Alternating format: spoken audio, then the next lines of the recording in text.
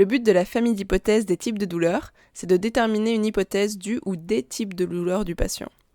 Pour ça, elle va regrouper les informations qualitatives de la douleur et les informations de localisation et d'évolution des symptômes du patient. Il existe 3 types de douleurs, la douleur nociceptive, neuropathique et nociplastique. Elles se définissent par l'IASP comme ceci. La douleur nociceptive résulte d'une lésion réelle ou potentielle d'un tissu non nerveux et est due à l'activation de nocicepteurs. La douleur neuropathique est causée par une lésion ou une maladie du système nerveux somatosensoriel.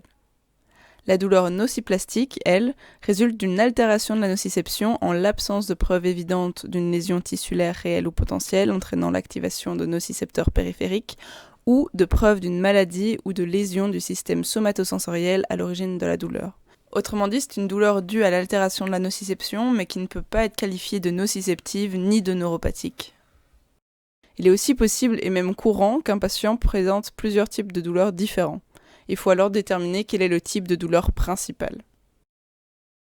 Connaître le type de douleur du patient, ça permet d'adapter la gestion de sa prise en charge, parce qu'en fonction du type de douleur principale, les techniques utilisées pour traiter la douleur ne seront pas les mêmes. Passons à quelques cas cliniques. Essayez de trouver dans cet extrait d'anamnèse toutes les informations qui sont relatives à notre famille d'hypothèses. Un garçon de 14 ans se présente. J'ai fait une chute à ski il y a 1 an et demi, je me suis tassé 2 vertèbres, une lombaire et une thoracique. Depuis, j'ai plus aucune douleur dans le bas du dos, mais l'autre me fait encore très mal, peu importe la position. J'en fais même parfois des insomnies. Je rate parfois l'école parce que rien que porter mon sac à dos, c'est trop douloureux certains jours. Pourtant, toutes mes vertèbres sont consolidées depuis bientôt 1 an. Voilà toutes les infos qu'il y avait à relever. On analyse ensuite ces indices pour émettre une hypothèse du type de douleur du patient. On peut voir ici qu'il s'agit de douleurs chroniques avec un comportement inconsistant. Il semble présenter de l'allodynie et on ne retrouve pas de preuves de lésions réelles ou potentielles résiduelles. Tout ceci nous mène à poser une hypothèse d'une douleur qui serait nociplastique. Deuxième cas clinique. Une patiente lombalgique revient chez vous. Elle a des douleurs qui irradient dans la jambe. Elle s'inquiète beaucoup pour son dos et limite le port de charges lourdes, car la dernière fois qu'elle a essayé, elle a ressenti une décharge électrique suivie de picotements dans l'heure qui suivait. La douleur comme électrique était très intense, évaluée à 8/10. Voilà ce qu'il fallait relever. Toutes les descriptions qualitatives sont de type neuropathique. On peut donc émettre l'hypothèse que la douleur est de type neuropathique. Troisième cas clinique. Une gymnaste de 20 ans se présente à votre cabinet.